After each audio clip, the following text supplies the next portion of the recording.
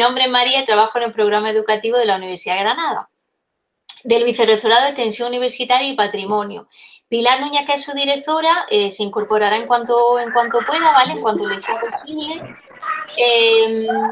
Pero nosotros vamos a comenzar porque, lógicamente, no queremos demorar más la charla que nos va a dar David.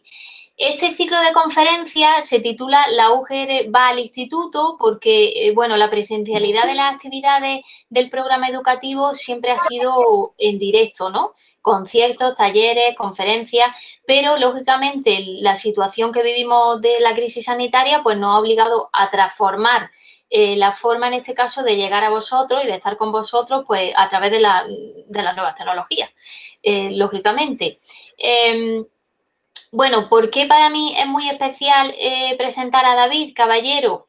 Porque lo veis, lo tenemos en pantalla, David Caballero, porque yo, aparte de trabajar en el programa educativo de la Universidad de Granada, soy compañera de David en el Centro de Magisterio de la Inmaculada, que está centro adscrito a la Universidad de Granada. Entonces, bueno, pues yo lógicamente voy a presentar a David, que esta parte no le gusta a él mucho, pero algo tenemos que decir de la parte académica, porque David tiene muchísima parte académica y muchísima trayectoria en ese sentido.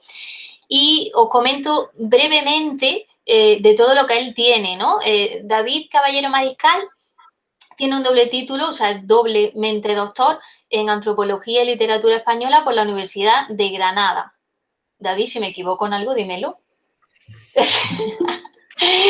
Bueno, y actualmente profesor de Didáctica de las Ciencias Sociales en el Centro Magisterio La Inmaculada, centro adscrito a la Universidad de Granada. Tiene numerosas publicaciones en revistas, libros, congresos,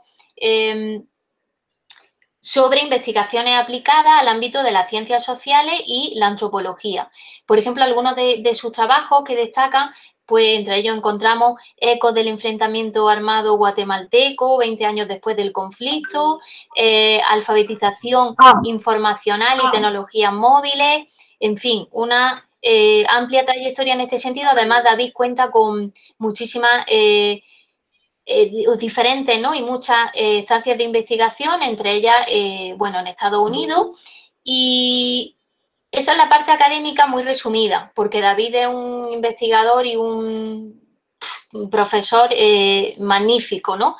Pero si yo tengo que hablar como persona, David tiene una matrícula de honor, no solamente académicamente, sino también como persona y como docente. O sea, por eso digo que intentéis, vamos, que vaya a disfrutar un montón la forma que tiene un excelente docente de transmitiros, en este caso, pues algo, un personaje o acercarnos a un personaje histórico, en este caso como es Carlos V y la relación con Granada, y lo vaya a conocer de una forma maravillosa. Yo no me enrollo más porque lo que quiero es que ya nos quedemos con David, pero por favor, valorar esto, el esfuerzo que hacen también vuestros profesores, a quien le debemos pues que estéis aquí, y valorarlo, porque no podemos contar todos los días con una persona con la calidad académica, profesional y personal que tiene David para que nos hable en este caso de lo que nos va a hablar hoy, ¿vale? Así que nada, David, te dejo con ello y a disfrutar todo. Muchas gracias por estar ahí, tanto a David, nuestro conferenciante, como a todos los centros educativos. Aquí sigo yo. Bueno, muchas gracias, María, y mucha vergüenza, María, esas cosas también, pero bueno. Mira, ante todo quiero agradecer que estéis ahí. Os veo, además, en clase, por lo menos estáis acompañados, cómo están las cosas. Yo estoy aquí en un aula de la facultad solo, que parece esto las películas de Antena 3, Venganza Mortal, ¿no? Que de pronto va a entrar alguien por la puerta. Así que en ese aspecto me dais un poquito de envidia. Os doy las gracias por estar hoy presentes aquí, gracias a vuestros profesores y a todos vosotros, porque es para agradecer que estéis un viernes, aunque seguramente estaremos más contentos de que es viernes y que algunos de vosotros habéis terminado un examen, pero bueno, en realidad pues es una alegría siempre poder contar con gente jovencita que está terminando su estudio de bachillerato, algunos que están en cuarto de la ESO, creo que también.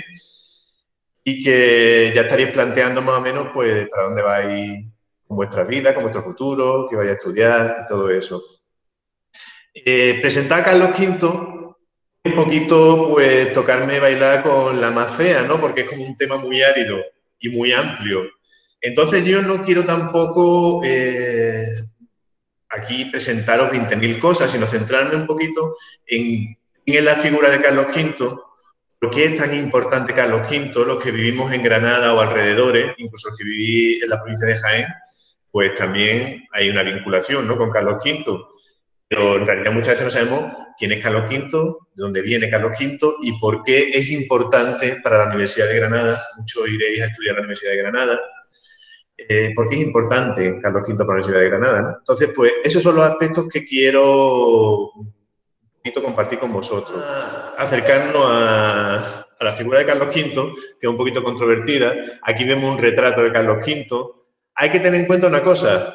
Diremos, vemos esta carita de Carlos V y es una carita ya de las que no se llevan. Efectivamente, los cánones de belleza cambian de un momento para otro, de un siglo para otro. Pero ahí probablemente Carlos V estaría lo mejor que puede estar. Es decir, todos los programas de filtro que se utilizan para la fotografía, para Instagram, de la época están ahí porque ahí lo pintarían probablemente en su mejor momento. Así que os podéis imaginar, ¿no? He titulado esta pequeña charla como El sueño imperial de varias noches de verano. Luego veremos por qué. Porque Carlos V llegó aquí a Granada en verano y hacia el 24 de junio y ya pues se iba a quedar unos cuantos días y se quedó 6 meses. Y en 6 meses pues le dio tiempo a bastantes cosas, la verdad. Yo quiero partir de una cuestión. Ya pensaremos, son las 12:30, ya casi la 1. La 1 menos 10. Historia. Peñazo.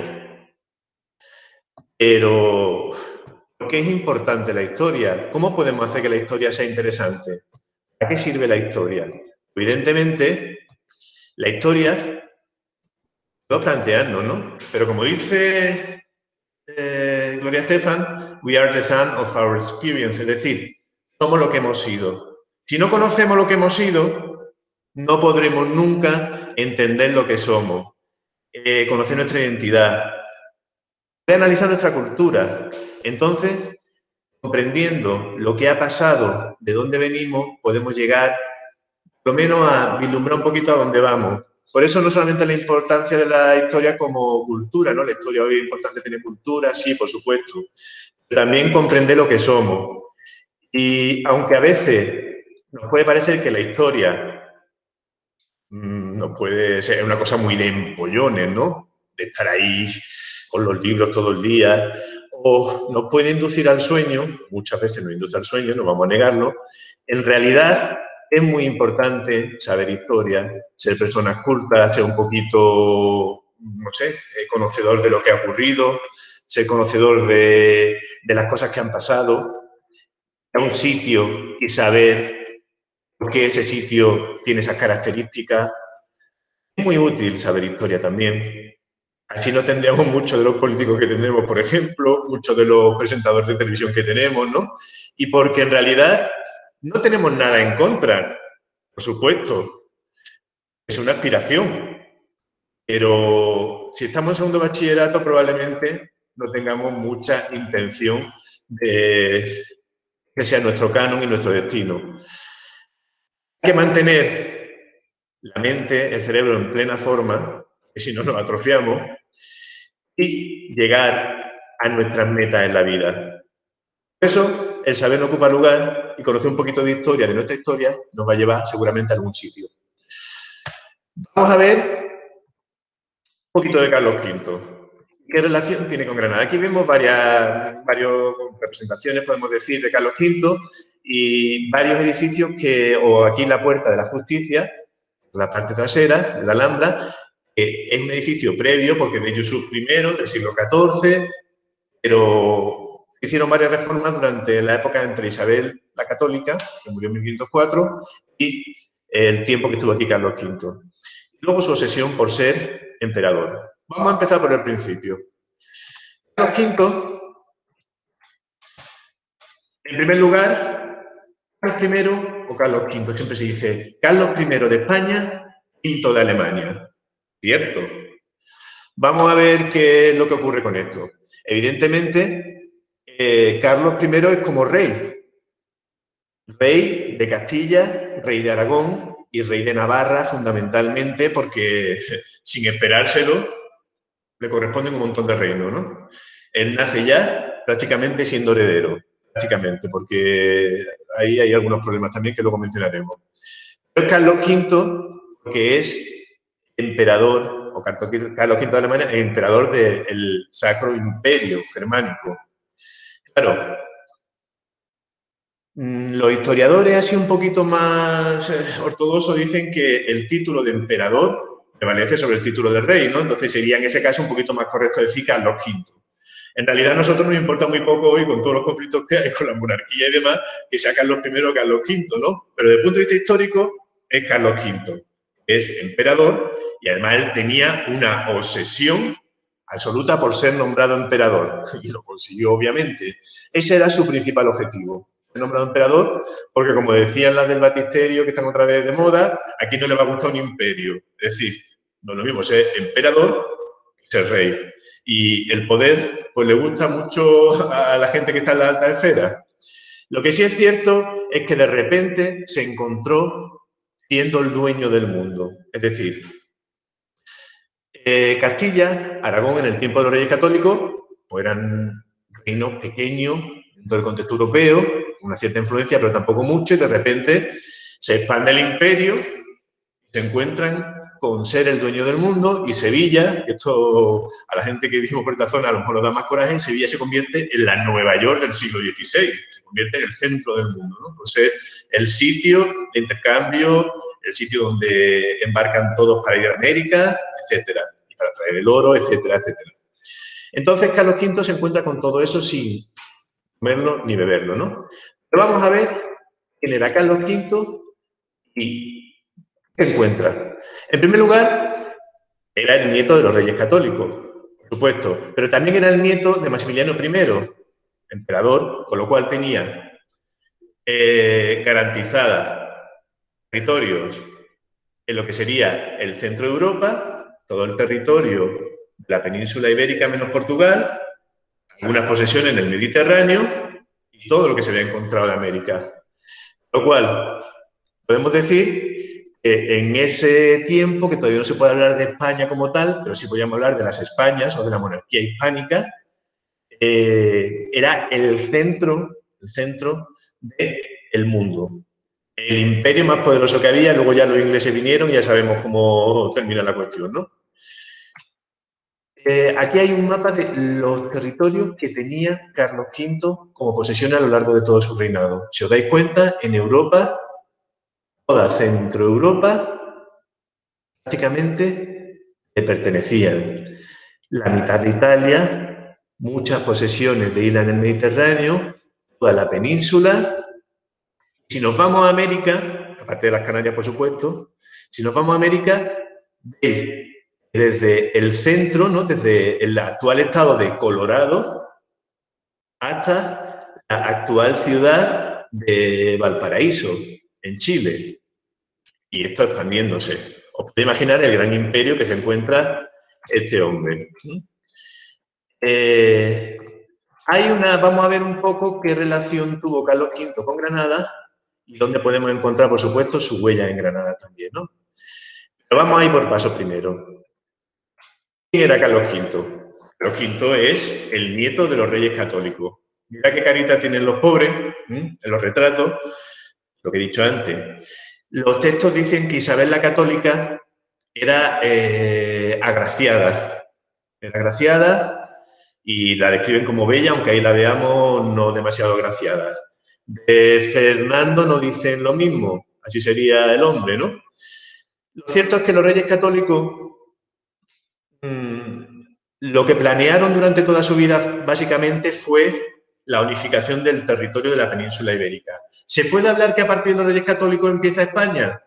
No realmente, porque era una unión dinástica de dos reinos en un matrimonio. Pero los aragoneses siguen siendo extranjeros en Castilla y los castellanos en Aragón. Ahí empieza lo que es su obsesión por unificar territorio, que no quiere decir unificar reinos, aunque de facto pues puede ser que fuera el comienzo. Esto por una parte. Los Reyes Católicos, pues evidentemente, siempre viene la misma cuestión y me pregunta siempre mi alumno, ¿Isabel la Católica que era buena o mala? No hay buenos ni malos en la historia. Esto es una cosa que sí quiero siempre comentar, ¿no? Y comento siempre porque siempre me dicen que era bueno o malo fulanito. No, no podemos hacer ese juicio. Yo puedo una lista de gente en la historia que yo consideraría que no son demasiado buenos, que tienen un puntito de maldad y todos conocemos el nombre, si nos ponemos ahí a hablar de grandes genocidas y demás. Pero en cuanto a personajes históricos, no podemos hablar de bueno y malo. Los Reyes Católicos jugaron un papel, simplemente. Y nosotros somos lo que somos porque ocurrieron esos acontecimientos. Pero en sí no hay bueno ni malo en la historia. Lo cierto es que los Reyes Católicos entraron en Granada, conquistaron Granada, unificaron el territorio, impusieron el cristianismo y la cultura, en parte, que tenemos actualmente viene de ahí, aunque nosotros tenemos muchas raíces, por supuesto, árabes. Tenemos muchísima herencia de los anteriores y en realidad, si hablamos de qué somos, somos un poquito de todo. Somos pues, de fenicio, tenemos algo de griego, algo de romano, tenemos, por supuesto, de romano sobre todo latino, tenemos de árabe, tenemos de pueblos germánicos, y etcétera. Es decir, somos una mezcla. Los Reyes Católicos, pues evidentemente, impusieron lengua, porque la lengua, el castellano, se impone relativamente, aunque en América se impone totalmente, y también impusieron pues, creencias religiosas. Lo que sí es cierto es una cosa para entender a Carlos V. Los Reyes Católicos tuvieron una vida familiar bastante desgraciada. Tuvieron 5 hijos vivos, podemos decir, porque es verdad que ya sabemos cómo era el tiempo y que aquí pues se quedaban embarazadas y había mucho aborto, había embarazos que no llegaban a término, niños que morían antes de cumplir un año, etc. De los 5 hijos, la mayor Isabel pues se casó con el heredero de Portugal, murió, ella quedó viudo, etc. Juan murió prematuramente a los 19 años. Estos dos murieron en 1498 y 1499. Juana, que está aquí muy bien situada en el centro, conocida como Juana la Loca, ya veremos ese tema de la loca. María de Aragón se casó con el viudo de su hermana también, y murió también relativamente pronto. Y Catalina, que la mandaron prontito para Inglaterra para casarse con el príncipe Arturo. El príncipe Arturo se muere. Parece que lo ha mirado un tuerto porque realmente tuvieron muchas desgracias en su familia realmente. Y Catalina pues fue mandada a Inglaterra y el tema de Enrique VIII, ya sabéis que quiso quitársela del medio para casarse con Ana Bolena, etcétera, etcétera. Los Reyes Católicos sobre todo se garantizaban o intentaban garantizarse las buenas relaciones con toda Europa. Eso sacrificaron mucho su vida familiar y la vida de sus hijos para conseguir grandes alianzas con Europa y para también conseguir otro su gran objetivo, que es bloquear al gran enemigo que es Francia. Ahí viene mucho el pique que tenemos actualmente todavía. Entonces, de los Reyes Católicos, evidentemente, al morir María, o sea, Isabel, al morir Juan, que era el legítimo heredero, el pobre murió de una enfermedad infecciosa, la heredera legítima era Juana. Entonces, ocurre que Isabel muere, como veis, se nos va, en 1504. En su testamento deja manifiesto que Juana no sea reina. ¿Por qué? Porque Juana parece que tenía un puntito, ¿no? Decimos, Juana la loca. Estaba loca. Ahora hay una historiadora americana que está sacando un poco a la luz un tema que lleva varias décadas también, que Juana realmente no estaba loca, sino que padeció sobre todo un trastorno esquizoide afectivo, es decir, la encerraron y la maltrataron tanto que estaba siempre deprimida y tenía desvarío. Otros historiadores dicen que podríamos hablar de ella como Juana la histérica, tenía algún trastorno pero no estaba loca, como decían. Lo cierto es que la quitan de en medio. Por supuesto, sabemos que Juana la Loca se casa con Felipe el Hermoso y de ahí nace Carlos V. O Juana, aunque es nombrada reina por su padre, la, digamos, inhabilitan y la encierran, la incapacitan, pues no puede acceder al trono, evidentemente. Entonces, el que queda como heredero es su hijo Carlos, que desde 1506, que muere Felipe el Hermoso, lo de Felipe el Hermoso es para echarle otro rato, pero ese episodio lo dejo para otro momento, pues muere repentinamente después de practicar deporte. Parece ser que puede ser que fuera envenenado también como estrategia, aunque eso nunca lo sabremos, o será difícil que lo sepamos. Juana se convierte en reina, pero una reina incapacitada. Toman el poder su padre, Fernando, y posteriormente su hijo Carlos. Como es de imaginarnos, ¿no? Carlos crece en Flandes. Carlos no crece en España, con lo cual no tiene apego a la cultura. Y en 1517, el cardenal Cisneros, que está por ahí también mandando más que nadie en visión de que coja o que lo que adquiera el trono su hijo Carlos, o sea, su hijo Carlos, el nieto de los Reyes Católicos, es decir, el hijo de Juana, pues muere antes de que llegue Carlos V cuando va a recogerlo. Cuando va a recibirlo, muere. Entonces llega Carlos V. ¿Cómo llega? Llega, imaginaos, 17 años, dueño del mundo, y llega a un país extranjero.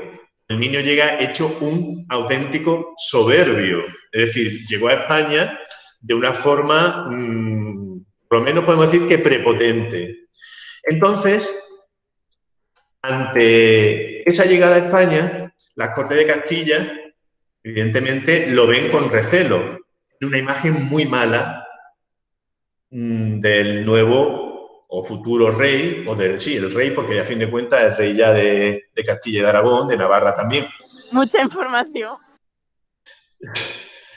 Para colmo, su imagen en España, pues, aparte de ser mala, pues evidentemente él tiene una mala imagen de España. Y llega muy soberbio. Llega con malos modos, llega maltratando, llega rodeado de gente de donde él se había criado, gente que son extranjeros en Castilla. Entonces, digamos que llegan a un acuerdo y le obligan a varias cosas las Cortes de Castilla. En primer lugar, le obligan a que aprenda español, que aprenda castellano. Es fuerte que haya un rey que esté gobernando en España y no sepa español. En segundo lugar, le obligan a que trate bien a su madre. Su madre está recluida en Tordesillas con su hermana, con la hermana de Carlos V, hija también de Juana la Loca, y evidentemente, porque se llama Catalina, la obliga a que la trate bien y también pues, a que trate con respeto a las Cortes y a que nombre altos cargos dentro de lo que son castellanos. Él sigue con su obsesión de ser emperador, porque lo que he dicho, no es lo mismo ser emperador que ser rey. Entonces, Carlos V, posteriormente, se casa con Isabel de Portugal. Y es cuando llegan a Granada. Parece que se casan en felicidad, pero las cosas no son así. Es decir, nosotros podemos pensar, oh, una boda, qué bonito, Isabel, gente joven. No. Se casan, evidentemente, por obligación, que ese matrimonio ya estaba concertado. Entonces, sobre todo Carlos llega a la boda, pues que le da igual, pues está la mujer que voy a tener, pues vale. No obstante, desde el principio de la boda, aquí tenemos imágenes que evidentemente son Álvaro Cervantes y bueno, esto es lo que es la representación de esa película que se hizo tan mítica, ¿no? De la serie Carlos V, bueno, Carlos Emperador, Carlos Rey Emperador, pero sí parece ser, según los textos nos dicen, que se enamoraron desde el primer momento. Se casan en Sevilla y es cuando emprenden su viaje a Granada. Simplemente para estar unos 15 días. Por supuesto, se sitúan en la Alhambra, van a vivir a la Alhambra, pero esos 15 días se convierten en 6 meses, en el caso de Carlos V, y de 9 meses en el caso de su mujer. Al llegar a Granada se enamoran de Granada y ciertos acontecimientos históricos, que no vamos a entrar en ellos, impiden que salgan de Granada durante 6 meses, es decir, los retienen aquí en Granada. Por eso, digamos que ese verano se hace más largo de la cuenta. Se van a vivir a la Alhambra, intentan hacer una serie de reformas. Por ejemplo, aquí tenemos una imagen del Palacio de Carlos V. El Palacio de Carlos V se llama así porque fue ideado por Carlos V, pero en realidad se terminó prácticamente hace 100 años. Es decir, que sí tiene un estilo renacentista. Carlos V quiso que ese palacio se impusiera ahí, al lado de los palacios nazaríes, como símbolo de su poder. Y esto ha dado lugar a muchos problemas, ¿no? Pero ha evitado que el resto de los palacios nazaríes, que son una verdadera maravilla, como sabéis, la Alhambra lo es, aunque no lo valoremos mucho los que vivimos aquí, pero es la joya, porque evidentemente al construir este palacio, pues se impide que el resto de los palacios nazaríes se derrumben, sean demolidos. También es verdad que era muy bonito y tanto Isabel la Católica como luego Carlos V, pues quedaron prendidos de eso. Entonces no querían tampoco, evidentemente no querían como destrozar ese legado importante nazarí que había. Entonces, al quedar tan enamorado de ese sitio, pues lo mantienen. Eso sí, con reforma. ¿Se le podía haber ocurrido a lo mejor a Carlos V coger otro solar para construir su palacio? Pues también. Hoy en día, pues, es un edificio monumental de Renacimiento. Emprenden toda esa serie de reformas cuando están aquí en Granada. Por ejemplo, mantienen los palacios nazaríes, construyen el Palacio de Carlos V al lado de Arrayanes, lo que conozcáis la Alhambra, justamente ahí. Para eso tienen que derrumbar un par de palacios también. Se quedan residiendo en unas estancias que están muy cerca del actual Patio de los Leones que todos conocemos, ¿no? Pues ahí cerca de las estancias donde se quedan ellos residiendo. Eso ya había sido condicionado por Isabel la Católica. Isabel la Católica duró poco tiempo en Granada porque ya sabemos dicho antes que murió bastante pronto, pero también quedó ahí e incluso tuvo la idea de que Granada fuera la ciudad imperial, pero no lo consiguió. Y posteriormente, plantearnos si es la ciudad imperial o no. Granada como ciudad imperial, se ha hablado mucho de que sí es ciudad imperial. Durante 6 meses, evidentemente, fue una ciudad imperial. Por supuesto que sí, que lo fue. Sin embargo, hay un par de acontecimientos. Yo sé que es muy mal día para hablar de terremotos, porque llevamos 3 semanitas, ¿no? Un par de semanas, 3 semanas, bastante malas los que estamos aquí en Granada y supongo que allí en Huelva también se habrá notado algún que otro movimiento. No obstante, vamos a tener en cuenta una cosa, es que el 4 de julio de 1526 se producen unos grandes terremotos.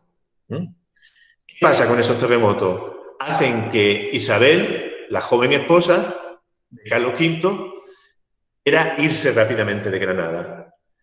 Intenten acelerar su marcha, pero por motivos diversos no pueden irse. Entonces Isabel se va a vivir al recién inaugurado convento de los Jerónimos.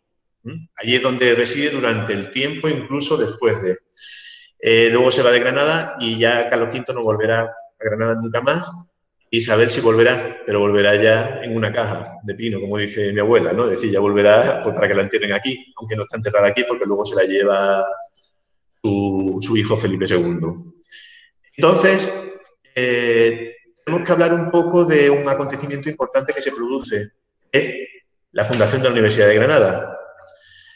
Carlos V ve que Granada es una ciudad que realmente merece lo mejor, una ciudad es símbolo de muchas cosas, que ha estado ahí en el sur, como muy marginada porque ha sido la última conquista, porque realmente no estaba en un sitio de paso, podemos decir, el referente como por ejemplo sitios como Sevilla, como era Córdoba, como era Toledo, que habían estado de paso hacia la centralización de lo que es el reino, pero descubre la ciudad de Granada y ve la necesidad de crear una universidad. Por eso tenemos una universidad en Granada que es de las más antiguas de España, aunque es precisamente de esta época, de 1526, cuando él idea la universidad. No obstante, hemos de tener en cuenta que no es la primera universidad que ha habido en Granada.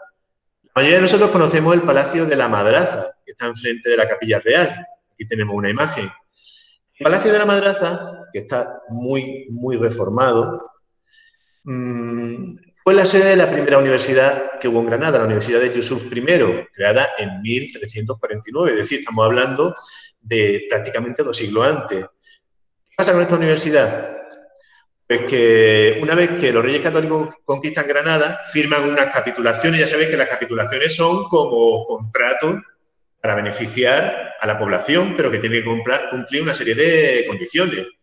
Los Reyes Católicos firmaron unas capitulaciones muy generosas con la gente en Granada. Pero luego llegó el cardenal Cisneros, que también sonará por el Colegio Cardenal Cisneros y es una figura que me ha sido muy importante. Una política muy, muy intolerante, y lo que hace es sacar todos los libros de la madraza y, como vemos en el grabado de la derecha, pues los quema públicamente en la Plaza Birrambla, con lo cual pone fin a esa universidad. Como no tenía universidad, pues Carlos V decide que Granada requiere una universidad. Hace falta una universidad aquí porque es una ciudad importante. Y en 1526 idea la universidad. Y esa universidad, pues evidentemente entra en funcionamiento rápidamente como escuela, ¿no? Como escuela de diferentes estudios y todo eso. Solo que no es, digamos, nombrada o admitida como universidad hasta que no hay una bula papal, porque el Papa realmente firma esa bula para decir sí, doy autorización, al nivel de grandes universidades europeas, mismo nivel. Hoy todavía la Universidad de Granada sabéis que es bastante significativa, bastante importante. Lo que se estudiaba en la Universidad de Granada y en cualquier universidad, pues se estudiaba lo mismo que se estudiaba en casi todas las regiones de Europa. Básicamente se estudiaba, pues, lo que era el trivium y el quadrivium. Era todo el conjunto del saber humano, ¿no? Gramática, retórica, dialéctica, por supuesto, aritmética, la música, la geometría, la astronomía, que era muy importante, y, como no, la teología. Empieza a estudiarse, que esto sí es una novedad, como en otras universidades europeas, tanto derecho como medicina. Es decir, las facultades de derecho, las leyes, las facultades de medicina llevan en la ciudad de Granada 5 siglos, para que tengamos en cuenta. En términos generales se puede decir que Carlos V es una persona muy ligada a Granada. Aunque solamente estuvo como unos 6 meses viviendo en Granada, no solamente es que dejara una gran huella en esta ciudad, sino que además de eso ha sido una figura que en Granada, debido a las reformas que impulsó en la arquitectura, que son muy controvertidas también, por supuesto, porque no se sabe si para bien o para mal, ¿no? Pero hoy en día, después de estos siglos, podemos decir que ha dejado un gran legado. En primer lugar, le dio tiempo a inaugurar lo que sería el monasterio o el convento de los Jerónimos, San Jerónimo, que había sido ideado por sus abuelos. Aquí tenemos también el Palacio Episcopal, que está enfrente de la Catedral de Granada, que sería la primera sede de la Universidad de Granada. La Universidad de Granada empezó ahí, luego se pasó allá donde está la Facultad de Derecho, pero este sería el primero, ¿no? Luego ya sería el Colegio de Santo Bartolomé y demás. Tenemos también este importante edificio, que sería la Real Chancillería. En la Chancillería, como sabéis, se impartían las leyes. No se impartían como clases magistrales, sino como impartir justicia. La Real Chancillería es un edificio que es de los más representativos del Renacimiento en Granada, por supuesto.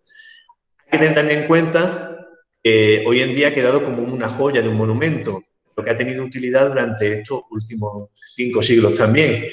Fue también ideado por los Reyes Católicos, pero luego lo que sería en la inauguración le dio tiempo a Carlos V a por lo menos lo que es idearla. Y, por supuesto, el Palacio de Carlos V. Me voy a detener un momento en el Palacio de Carlos V. El Palacio de Carlos V, en realidad, como bien he sabido y como he dicho antes, fue ideado por Carlos V, justo al lado de los palacios nazaríes, pero un poquito por encima. Esto no solamente porque esté en la colina que forma la actual Alhambra o el conjunto de palacios de la Alhambra. Sabemos que está en un desnivel. No solamente por eso, es porque la idea del emperador, Carlos V, del obsesionado por ser emperador, era un palacio que muestre en primer lugar grandeza, la grandeza de un emperador.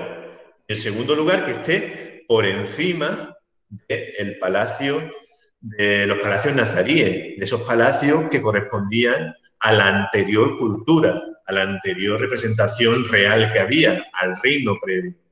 Entonces, si os dais cuenta, hoy en día vamos al Mirador de San Nicolás, vamos a cualquier sitio donde veamos la Alhambra en conjunto, sobre todo el Mirador de San Nicolás se ve bastante bien, pero hay muchos miradores en el Albaicín que tienen unas grandes vistas donde podemos ver la Alhambra de muy diversas perspectivas. Incluso si nos vamos al Sacromonte, la vemos de fondo y es también una vista espectacular.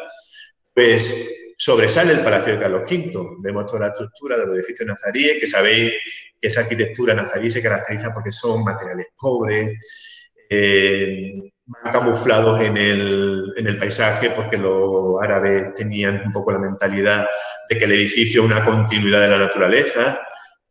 En medio de eso, porque luego lo importante de los edificios nazaríes es su decoración interior, que es una maravilla. Pues en medio de todo eso sobresale el gran edificio del Palacio de Carlos V, porque esa es la intención. Pero el Palacio de Carlos V no empieza inmediatamente. Se va Carlos V de Granada, como he dicho antes, se va y no vuelve nunca más, porque ya luego nunca vuelve, y el palacio continúa sus obras. Luego ya viene, un siglo después, en 1631, vuelve, se revelan lo que son las reuniones de la Alpujarra, ¿no? Todos los moriscos, todo el tema tienen que ocuparse de eso y dejan otra vez la obra. Y así sucesivamente. Llegan los franceses y lo convierten en un cuartel auténticamente para guardar las armas, etcétera, que estuvo a punto de desaparecer toda la Alhambra. Nunca había prioridad para el palacio. Lo cierto es que hoy en día, ahora mismo es sede del Museo de Bellas Artes, también del Museo de la Alhambra, sí tiene una utilidad, pero nunca ha sido habitado y nunca ha sido un palacio real en sí mismo. Todo el sueño del emperador de que su palacio fuera, pues quedó un poco en el aire, aunque sí consiguió hacer ese gran palacio para sobresalir. Otras cosas que también encontramos, evidentemente, con respecto a la presencia de Carlos V, le dio tiempo a inaugurar el Hospital Real. El Hospital Real, que tenemos aquí, a ver si tenemos por aquí lo que sería, esta es la portada del Hospital Real, que todos los conocemos. El Hospital Real fue un poco una idea de Isabel la Católica para sacar de Granada, de lo que es el centro de Granada, a los enfermos, debido a que sabéis que había muchísimas epidemias en esa época. Nos vamos a callar también ahora porque estamos padeciendo una, ¿no? ¿Quién no lo diría? Pero esto que estamos viendo nosotros durante la Edad Media y durante la Edad Moderna era bastante más frecuente que en la actualidad.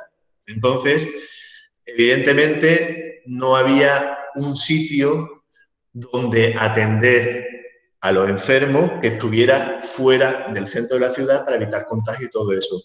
Por eso Isabel la Católica ideó el Hospital Real, pero a Carlos V le dio tiempo de inaugurarlo. Es decir, que ahí tuvo también esa oportunidad o esa medallita que se colgó, ¿no? Y lo que sí quiero decir es que la estancia que tuvo Carlos V en Granada fue muy breve, pero ciertamente fue muy, muy intensa. ¿Por qué? En primer lugar, porque cayó rendido ante la ciudad de Granada. Cayó, vamos, enamoradísimo de la ciudad de Granada. En segundo lugar, como estaba recién casado, evidentemente le dio tiempo a concebir aquí en Granada a el que sería el futuro emperador, Felipe II. Y en tercer lugar, porque emprendió una serie de obras para lo que él consideraba modernizar la ciudad, que no han quedado como edificios que son únicos. Pero, aunque Granada durante ese tiempo se convierte en una ciudad imperial, porque desde aquí se toman todas las órdenes, se toman todas las importantes decisiones, evidentemente estuvo muy ocupado porque se tuvo que encargar de las 4 guerras contra Francia, de todas las guerras que tenía contra los otomanos turcos, de las conquistas de América y de consolidar su imperio y sobre todo de la cuestión religiosa. Le salen los protestantes y empieza a dividirse Europa un montón de guerras de religión y eso le toca a él con un radicalismo que tenía importante. De hecho, Carlos V fue bastante radical con el tema del catolicismo. Su madre Juana la Loca al principio pues tampoco estaba tan loca como dicen algunos textos, o por lo menos algunos estudiosos, pero sí tenía lo que se llamaba indiferencia religiosa, vamos, que veía a un cura y salía corriendo, se ponía mala, pues sí. No quería que le dieran los sacramentos, sí. Se negaba a asistir a los ritos religiosos, sí. De hecho, su hijo la obligó a recibir los sacramentos, incluso ordenando que se la torturara si era necesario, ¿no? Hasta ese punto llegamos. Hubo un poquito de radicalismo, ¿no? Y os quiero comentar un par de cosas más que respecto a Carlos V antes de despedirme un poco, porque no quiero extenderme mucho más por si tenéis alguna pregunta o queréis comentar algo.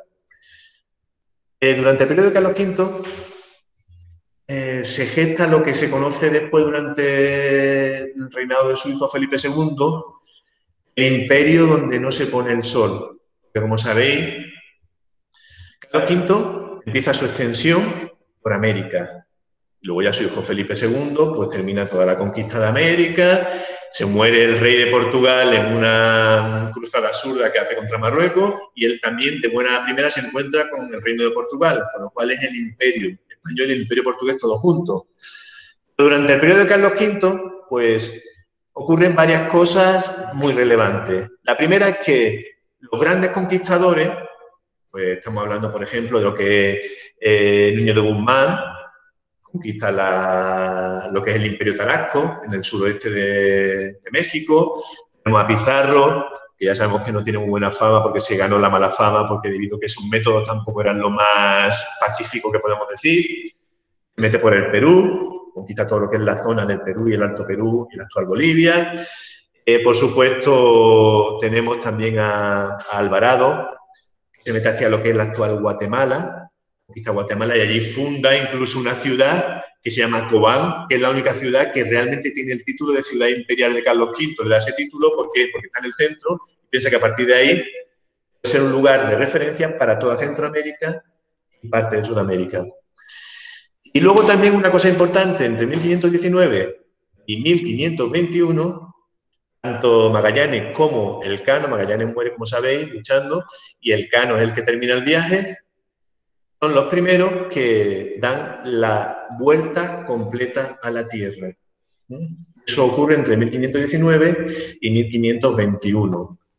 Esta es la primera vuelta a la Tierra, entonces ya empieza a haber un cambio de mentalidad total.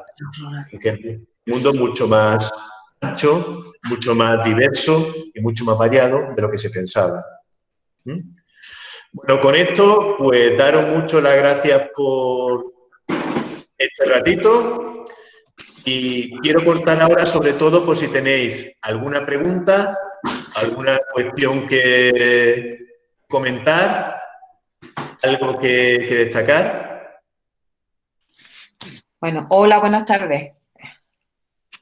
Buenas tardes. Pido disculpas porque no he podido llegar al empiece, pero aquí estoy. Para darte las gracias, David, por tu conferencia y para efectivamente hacer lo que tú acabas de hacer, invitar a quienes están asistiendo por si quieren hacer algún comentario, alguna pregunta, alguna curiosidad que tengan, pues como David acabas de decir, la contesta encantado. ¿Alguna cosa?